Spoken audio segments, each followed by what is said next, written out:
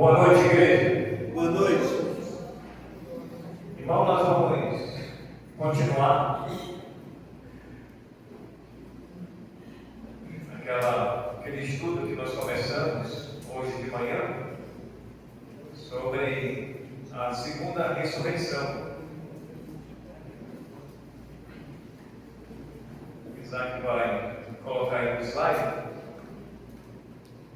Vai ficar melhor para a gente mentalizar, né, essa história sobre Eliseu e a sua vida. Abra aí a sua Bíblia em 2 Reis, capítulo 4.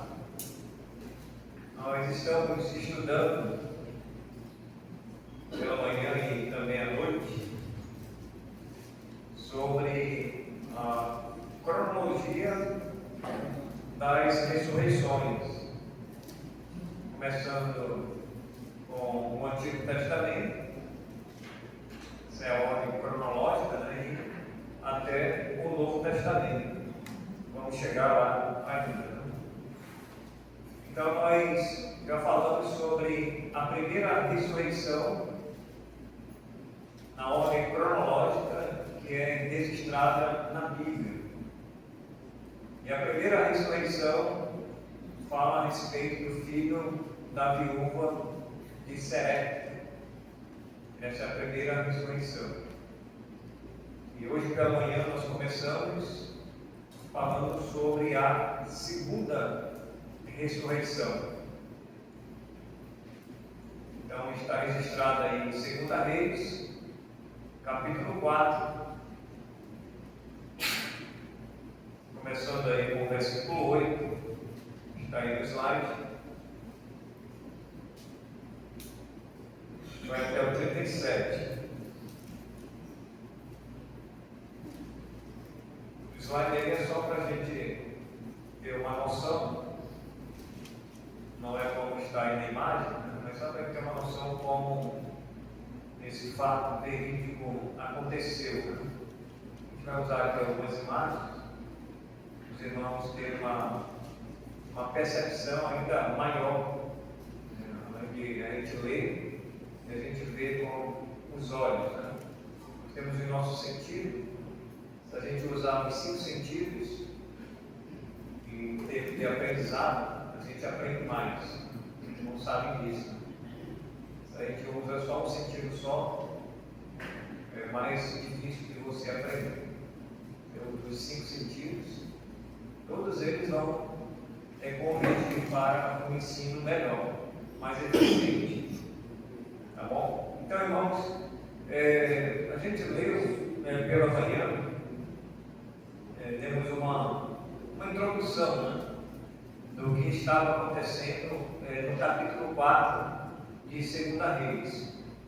Então, no capítulo 4, a partir do versículo 1, e vai até o versículo 7, nós vimos uma história, que é a história de Eliseu, que aumenta o azeite da viúva.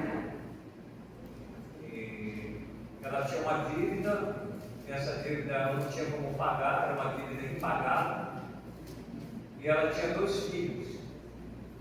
E o credor bateu a porta da sua casa e queria receber esses valores. Como ela não tinha como pagar, naquele momento, Eliseu vai chegar lá e vai dizer para ela arrumar as vasilhas, que Deus iria multiplicar aquele azeite, e do azeite ela deveria vender o azeite e pagar a dívida. E assim ela fez, e assim ela procedeu, e assim aconteceu. E aí chegamos agora no versículo 8, que vai até o 37. É uma segunda história do capítulo 4, e aí nós vamos perceber aqui, irmãos, a segunda ressurreição, que é exatamente o filho dessa mulher, que não era viúvo. A primeira era viúva. Os 2 acontecimentos, uma coisa em comum é que são filhos que morrem, e tanto da viúva de Serepta como dessa mulher, ambos eram ainda crianças, né? vão morrer, mas eles vão ressuscitar aqui por uma intervenção divina através do seu profeta. Então Eliseu e a sua vida, no versículo 8, certo dia passou Eliseu por Sunem, onde se achava uma mulher rica, a qual o constrangeu a comer pão. Daí todas as vezes que passava por lá, entrava para comer. Então nós temos na imagem, pode voltar a imagem, só a imagem por enquanto. Pode voltar a imagem. Na próxima. Certo. Então nós temos, irmãos, aí essa primeira cena de acordo com esse versículo, com o versículo 8. O versículo 8. Então, Eliseu vai passar por Sunem, que era uma cidade, um povoado, um vilarejo, onde moravam essas pessoas. E essa mulher era uma mulher rica, uma mulher que tinha muitas posses. E ela sabia que todas as vezes Eliseu passava por lá. E aí ela convidou Eliseu para comer o pão. E a gente pensa que era só o pão, mas não era só o pão, porque era uma mulher rica. E uma mulher rica, ela não come só o pão. Aqui o pão, podemos dizer que tinha outras iguarias, Tinha outras iguarias que certamente Eliseu ele comeu.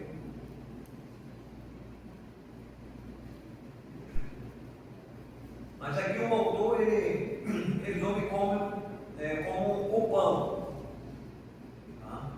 Sabe que o rico ele não come só o pão, literalmente falando, Tem outras iguarias que acompanham a sua mesa. E com certeza Eliseu ele passou muito bem nesses dias que esteve ali com essa mulher rica.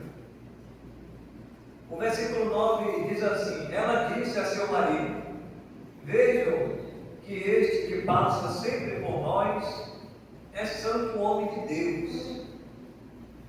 Então, era uma mulher observadora. Tem algumas qualidades que nós podemos definir a respeito dessa mulher. Era uma mulher observadora, era uma mulher bondosa, ela era caridosa, uma mulher piedosa. E essa mulher também, ela era uma mulher que gostava de fazer boas obras. Observe aí, irmãos, essas qualidades aí inerentes a essa mulher. No versículo 9, ela disse ao seu marido que este homem passa sempre por nós, e ela definiu Eliseu como o santo homem de Deus. Veja só que não foi Eliseu que disse: eu sou um santo homem de Deus. Foi ela que disse para ele: veja que você é um santo homem de Deus.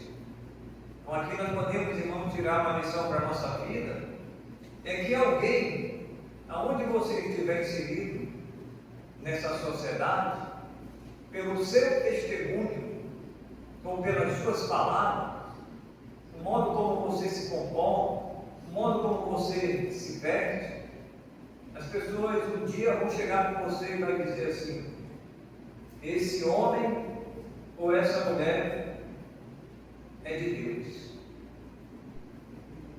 é um crente ou é uma crente. Eles vão, em algum momento, talvez alguém já perguntou para você se você é crente e você afirmou que sim, eu sou crente. Porque, irmãos, os ímpios, eles nos observam.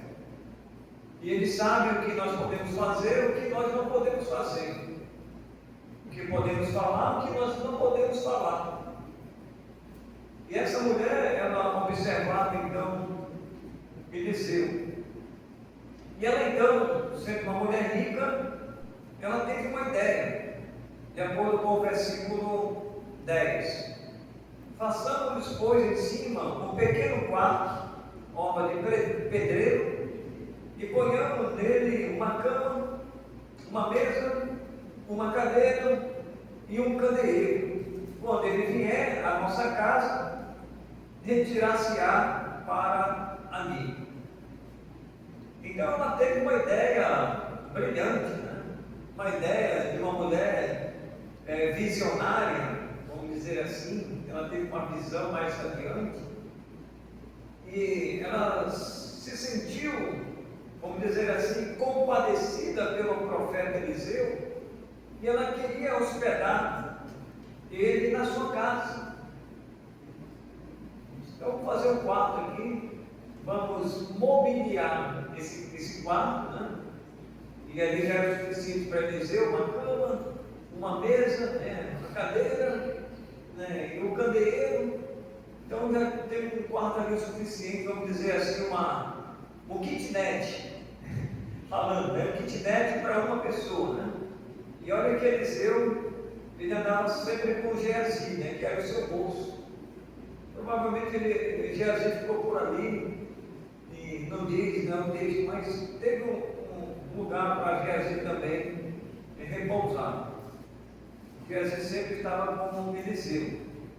Então fizeram isso, né? E no versículo 11 diz assim: um dia, isso já tinha passado, né? Meses ali, muito tempo. A construção naquele tempo era um pouco demorada, né? Mas ali o texto diz: um dia,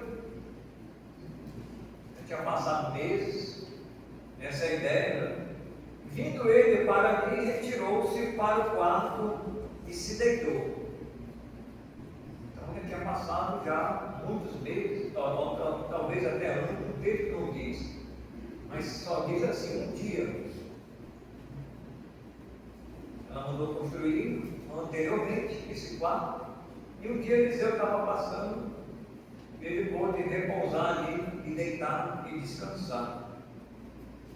Então, no versículo 12, então disse ao seu moço Geazi: chama esta sulamita. Chamando ele, ela se pôs diante do profeta.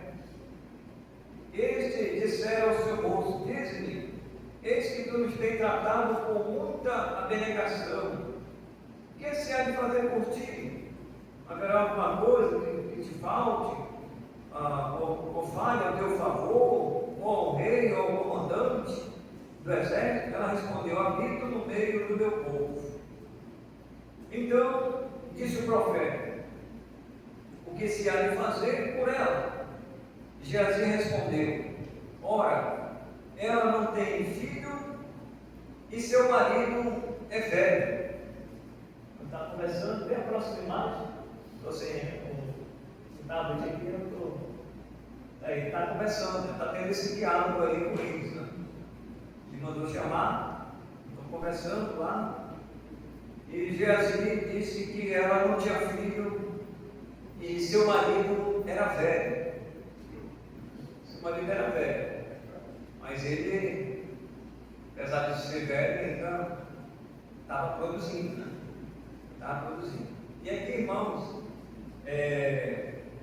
o casal lá na nossa igreja, o senhor já tem uma certa idade, já estava beirando os 60 anos, já estava velho.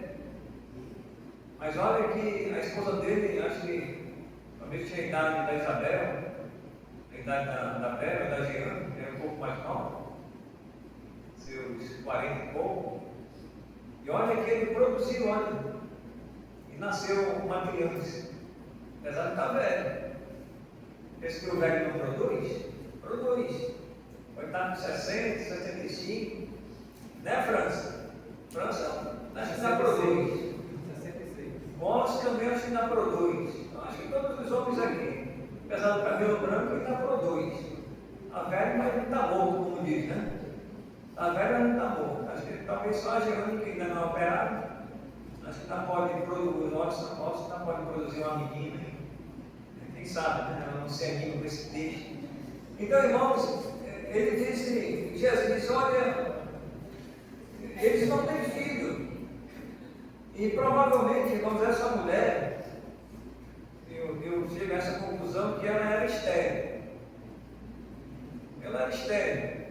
Por que eu cheguei a essa conclusão? Porque o esposo dela já era velho. Quantas vezes o esposo dela já tinha se deitado com ela e não via nem o filho? Naquele tempo não tinha o que tem hoje, o pessoal usa, né? Vizinha, anticoncepcional, isso e aquilo outro. A mulher vai se precaver para não engravidar. Naquele tempo não tinha isso. Então ela se deitava com ele, mas não engravidava. Aí Jesus disse: olha, eles não têm filhos. Aí o profeta vai entrar em ação. Está conversando com eles aí. Disse Eliseu: chama, versículo 15. Chamando ele e ela, se pôs a porta. Disse o profeta: por este tempo, daqui a um ano, quando aí o profeta lhe fez uma profecia, né?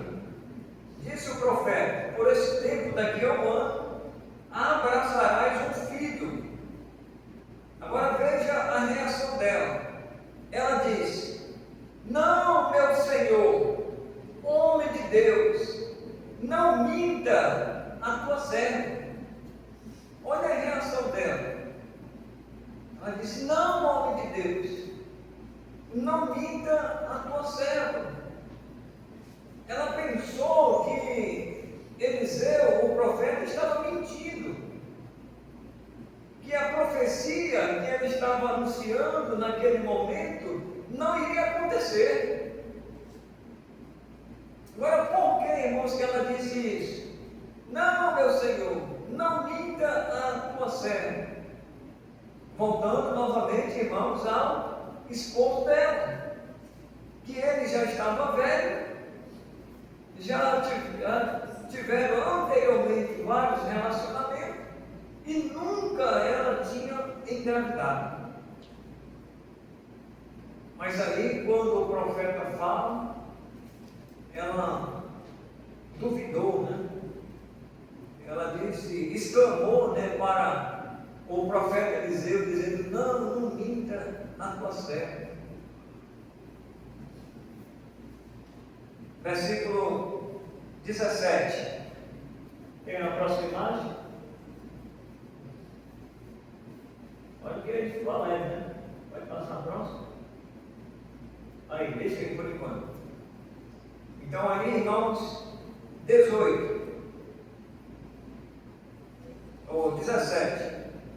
Concebeu a mulher e deu à luz um filho, no tempo determinado, quando se fez um ano, segundo Eliseu lhe dissera. Então ela teve a criança, né? Teve esse menino, teve esse filho aí, um filho, no tempo determinado. 18. Tendo crescido o menino já está grande agora, muito tempo já havia passado, o menino já está grande. Tendo crescido o menino, né? Ele cresceu, o menino saiu um certo dia a ter com seu pai, que estava com os segadores. O pai dele, irmão, o pai desse menino, dessa mulher rica, eles tinham posse, eles tinham propriedade, eles tinham campo. E eles provavelmente tinham plantação de milho ou de trigo. O texto não diz, só diz que eles eram segadores. Então nós imaginamos que era de trigo, era de milho. Era uma plantação onde eles trabalhavam. E aí, certo dia, o filho foi com seu pai, provavelmente para ajudar. Ali muito cedo, irmãos, os meninos, isso era costume, os meninos, eles ajudavam os pais. Eles não ficavam em casa lá dormindo. O menino tinha que ir para o trabalho cedo. E olha que ela era uma mulher rica, né? Mas o menino, muito cedo, ajudava os seus pais no trabalho. E certo dia, então, esse menino foi com o seu pai. Só que o que vai acontecer? Diz aí o versículo 19 agora.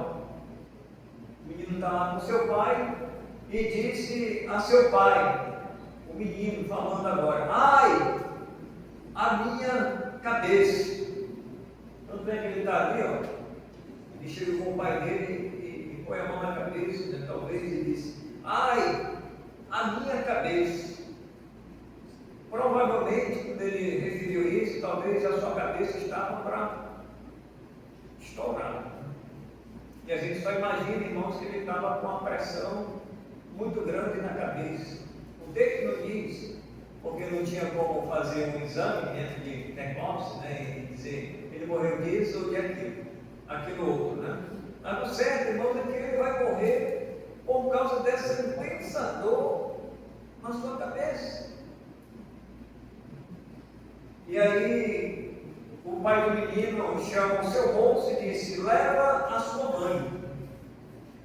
E imediatamente o moço pegou o menino, ele tomou o menino, diz aí o versículo 11, e ele o tomou e levou a sua mãe, sobre cujos joelhos ficou sentado até ao meio-dia e morreu. Então, naquele tempo, irmão, não tinha SPA, não tinha SUS, não tinha hospital. Ela simplesmente pegou o menino e colocou no seu joelho. E ficou ali, né? Talvez no desespero, ou o texto não diz, mas esperando que ele melhorasse.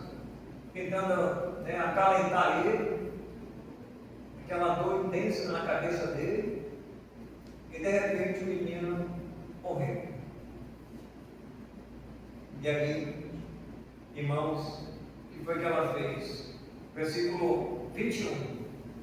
Subiu ela e o deitou sobre a cama do homem de Deus, fechou a porta e saiu. Próxima imagem. Então está no joelho lá. Estamos esperando ver se melhora alguma coisa, ter melhor. Próximo.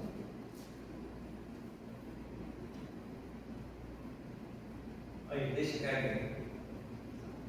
Então, ela pegou o menino, já tinha morrido, saiu e colocou lá na cama onde Eliseu se hospedava. Né?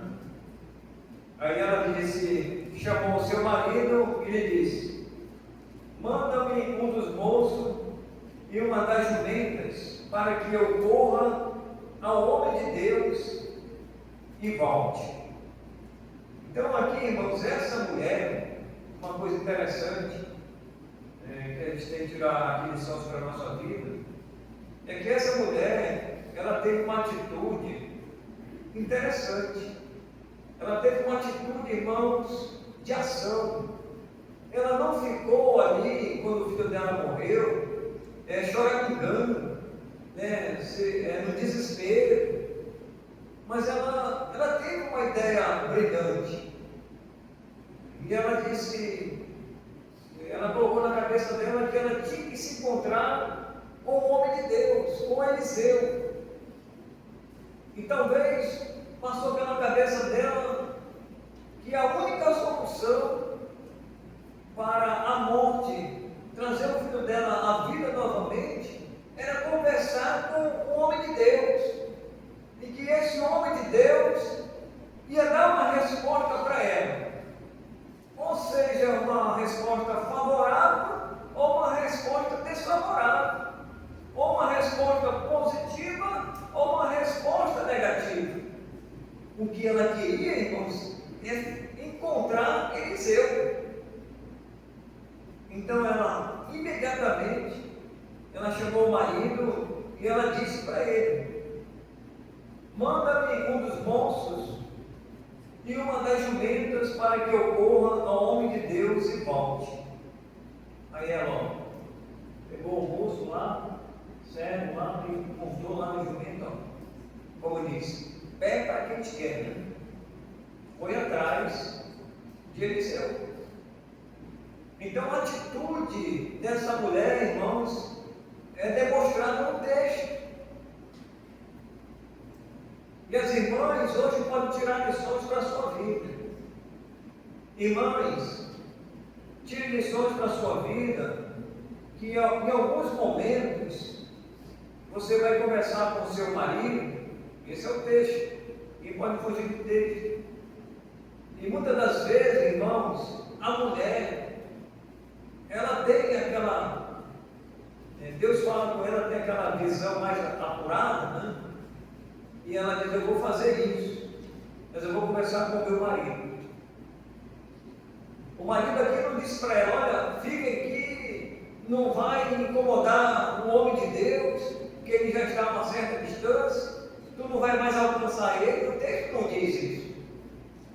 Simplesmente o homem, o seu marido, ele não fala nada. E ela tinha, irmãos, uma esperança de que o seu filho, ele poderia voltar a ter vida novamente. E principalmente, irmãos, irmãs, homens e mulheres. Irmãos, quando alguém adoecer, graças a Deus nós temos recursos hoje. Aquele tempo não tinha SPA, não tinha Açores, não tinha hospital. Não tinha. Mas hoje nós temos, né? Então, irmãos, não fiquemos passivos. Não fiquemos passivos se alguém na sua casa adoece. Aí você fica aqui, não, vou esperar ele melhorar ou ela melhorar. Não, irmão, vai logo. Tenha ação, né? Ainda mais se vê que a pessoa está desfalecendo, né? Está falecendo. Não se brinca hoje com pressão alta, né? Principalmente. Essas doenças assim que de uma hora para outra a pessoa pode bater o paletó, né? Bater o cacau já era. E hoje não tem mais ressuscitação. Não tem mais como a pessoa ressuscitar. Isso ficou registrado para a gente. De que um dia também, se a gente morrer, sabemos que um dia nós vamos ressuscitar. A Bíblia é clara a respeito disso. E temos essa esperança, né? Que a morte para o crente é apenas uma passagem para a eternidade. Um dia ele sabe que ele vai ressuscitar. E esse dia só quem sabe é o Senhor. Nós não sabemos. Nós só sabemos que vai acontecer. O dia, o mês, o ano, nós não sabemos.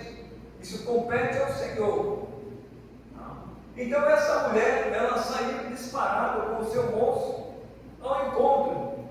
E ela disse, olha, eu vou ao homem de Deus, mas eu vou voltar. Versículo 23, perguntou ele, por que vais? Ele está mais a comentar aqui, né? Por que vais a ele hoje? Não é dia de festa da lua nova, nem sábado. Ela disse, não faz mal. Por que, irmãos, ele disse isso? O marido dela. Não é festa de lua nova e nem sábado. Provavelmente, irmãos, esse homem era um homem muito místico. Aqui entra, irmãos, o misticismo. Era uma pessoa que confiava nas estrelas, ou usava muito o sábado para se fazer alguma coisa e pudesse solucionar os problemas deles. Então era um homem, vamos dizer assim, religioso. E tem muita gente, irmãos, que é assim. São pessoas religiosas, que tem que fazer aquilo naquele determinado dia, porque se não for naquele dia, não vai adiantar. A mulher nem se importou com isso. Para mim não faz nenhuma diferença. Se é segunda, sexta, sábado, domingo, não faz diferença, irmão. Não tem esse negócio aí, como temos algumas religiões, se não for o sábado, não pode fazer isso, não pode fazer aquilo, não pode guardar isso, não pode comer isso, não pode comer aquilo outro. Irmãos, isso aí não está nas Escrituras e não vai alterar nada na nossa salvação. Então tem muitas religiões por aí que diz que não pode fazer isso, nem fazer aquilo, e outras até introduz para os nossos dias atuais, o que não é para ser introduzido. Né? Ela simplesmente disse para ele: olha, não faz mal. Então, versículo 24, amado.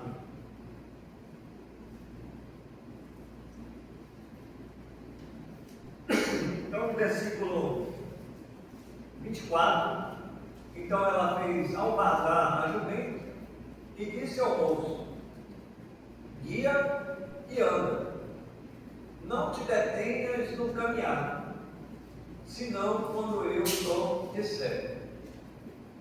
Partiu ela, pois, e foi ter com o homem de Deus ao Monte Carmelo. Vendo ainda longe o homem de Deus, disse a Geazi, seu moço: eis aí a sunamita. Eliseu viu ela de longe e reconheceu que era ela. Correu ao seu encontro e dizer-lhe: vai tudo bem contigo? Com o teu marido? Com o menino? Ela respondeu: tudo bem. Não estava tudo bem.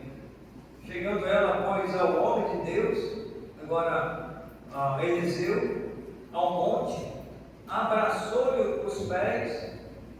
Então se chegou Geazi para arrancá-la, que ela tinha prostrado os pés de Eliseu.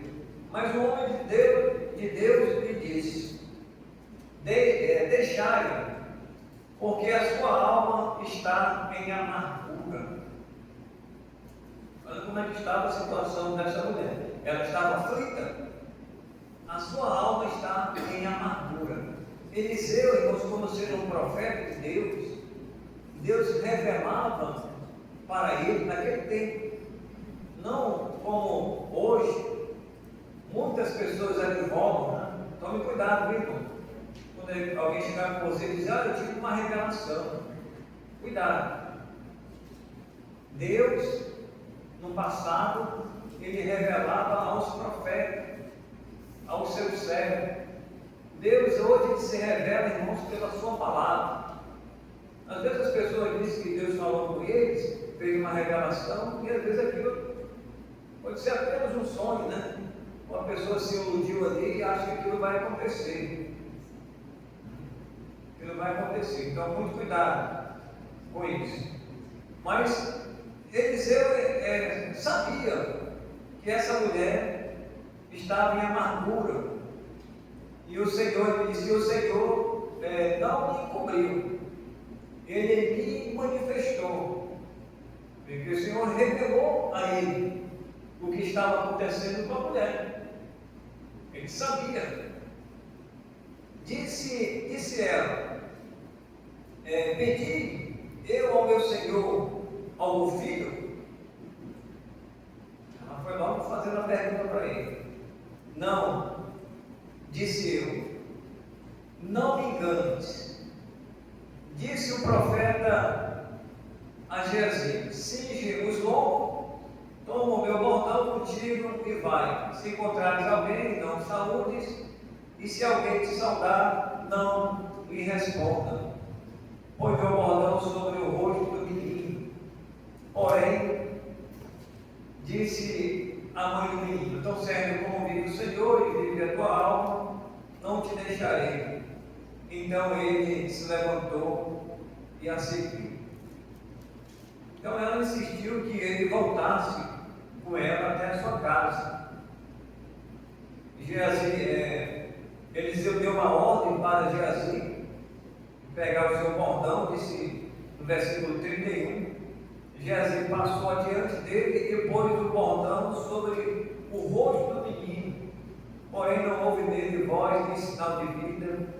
Então voltou a encontrar-se com Eliseu, ele deu o aviso e disse: o menino não despertou. 32, tendo um profeta chegado à casa, e eis que o menino estava morto sobre a cama. Ou seja, irmãos, aqui era para confirmar ainda mais que o menino havia morrido.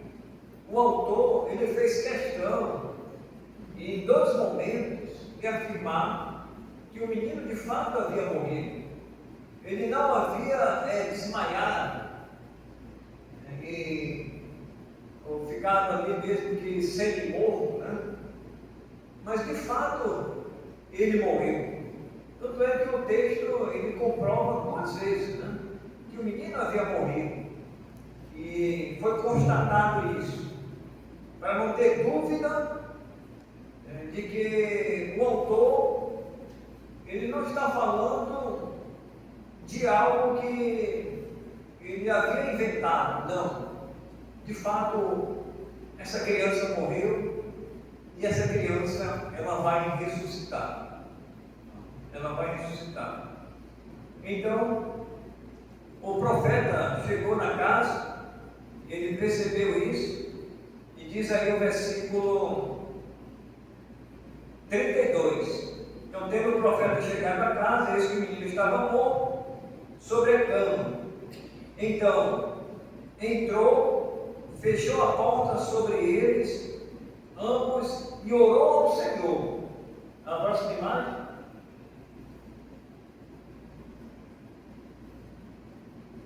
Aí, essa imagem. Uma coisa, irmãos, que nos chama a atenção aqui. O 33. Então, entrou, fechou a porta sobre eles, ambos, e orou ao Senhor. Um instrumento, irmãos, que nós usamos pouco, e que todos nós devemos usar, seja em qualquer circunstância, em qualquer momento, seja de momento de saúde, se você está bem de saúde, não está bem de saúde. Se você está bem de fartura ou está de escassez. Irmãos, a oração. Ele usou o instrumento da oração, irmão, que nós temos que usar. Quarta-feira nós temos culto de oração. E nós temos necessidades, irmão, de orar. E essa necessidade de orar, nós oramos por alguma coisa, não é verdade? O que é que você está precisando? O que é que nós estamos precisando? O que é que você quer alcançar na sua vida? E muitas das vezes você não alcança porque você não ora, irmão. Porque você deixa de orar. E como é que Deus vai te abençoar? Ah, pastor, eu quero isso, eu quero aquilo, eu quero saúde, eu quero isso, eu quero aquilo outro. Mas, irmãos, não ora, não usa o instrumento da oração, a arma para a oração. Foi a primeira coisa que Eliseu usou. Ele pegou o menino já estava lá, e a mãe já tinha levado lá para o quarto onde ele estava, colocou lá na cama. Eliseu viu aquela cena lá, o menino estava morto. E ele vai para um lado, vai para o outro. Ele disse: então eu vou orar a Deus. Foi a primeira ação de Eliseu. A primeira atitude de Eliseu foi buscar, irmãos, a direção de Deus. Irmãos, quando a gente ora, a gente vem para a casa de Deus, para a casa de oração, a gente vem pedir a direção de Deus. Senhor, me dê a direção. Eu preciso fazer isso, preciso fazer aquilo, eu preciso comprar isso, né? Eu preciso de saúde. Você ora, irmão. Você tem que orar. Porque se você não orar, como é que Deus vai saber qual é a intenção do seu coração? Deus sabe. Nós sabemos que Deus sabe de todas as coisas, mas Deus quer que você se prontifique a colocar diante dele as suas causas, as suas aflições, os momentos difíceis, que nós podemos passar, irmãos, em qualquer circunstâncias difíceis. Mas eu vou orar. Primeira coisa, foi exatamente o que Eliseu fez. Então se levantou e andou no quarto uma vez, de lá para cá. Ele ficou assim. Aí como se caiu a ficha. Eu vou orar. E eu dei a direção para ele. Deus está intervindo, irmãos, nessa história, usando essa palavrinha, né? Oração. 5 letras, né? Oração.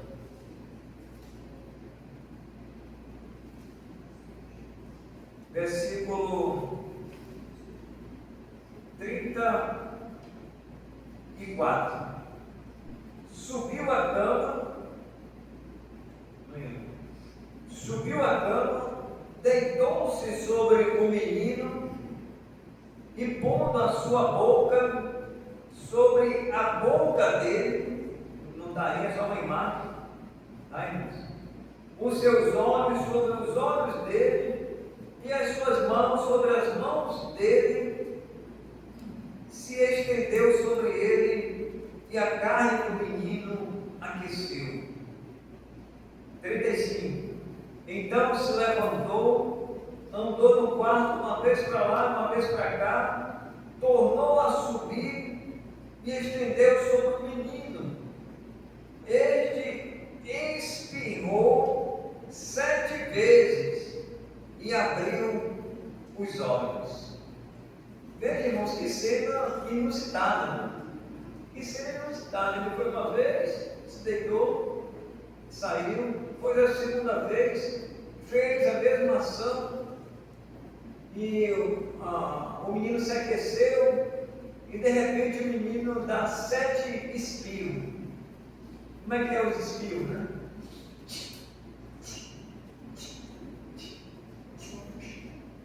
Aí Eliseu ouviu isso aí, com certeza ele ficou muito alegre, né? Olha aí, o menino está ressuscitando aí, deu 7 espirros. E aí os olhos dele vai abrir. Que alegria, irmãos, que alegria. Aquele que estava morto, agora ressuscita. O 36. A próxima imagem. Aí. Então, ele espirrou 7 vezes e abriu os olhos, né? Certeza ele se levantou, ficou ali na beira da cama. O 36, então, chamou a Geazi e disse: chama a sunamita. Ele a chamou e, apresentando ela ao profeta, este lhe disse: toma o teu filho. Próxima imagem.